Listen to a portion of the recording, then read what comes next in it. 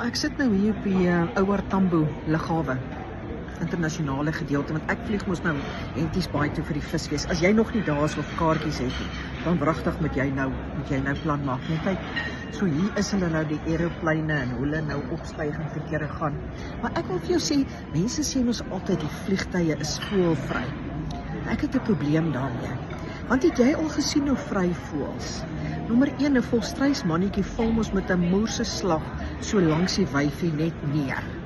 En dan moet sy nou impress wees. Jy weet, ons voel anders. As jy langs my neerslaan, gaan ek aanneem jy's gekletter. En dan, jy weet, voels, hulle soen mos nie, hulle kap hulle bekke so teen mekaar. Nou jy nou jou bek teen my bek om klap, gaan ek vir jou regtig 'n snotklap gee, dat die snot 2 keer om jou kop draai.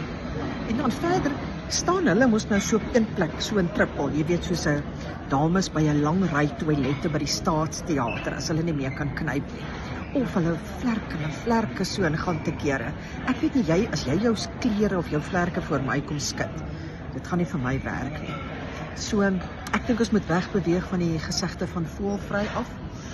Dis nie die waarheid nie. Daar's niks lekker daaraan nie. En dan iets anders wat my ook pla is, hierdie voëls wat so oor die grense vlieg. Kyk, ek moes nou 'n visum hê, ek met 'n paspoort en hulle het my deursoek. Hulle het my tas uitgepak want ek het blykbaar meer as 100 ml se shampoo by my gehad. Ek het amper gevoel soos 'n krimineel.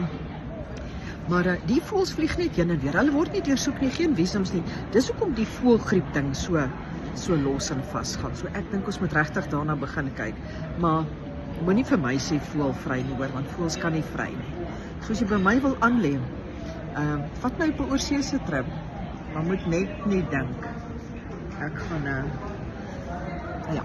Ek gaan soos 'n voëlvry of 'n voëlvry. So sien julle in Henties Baai hoor, ons is amper op pad. Gegroet van Maatie.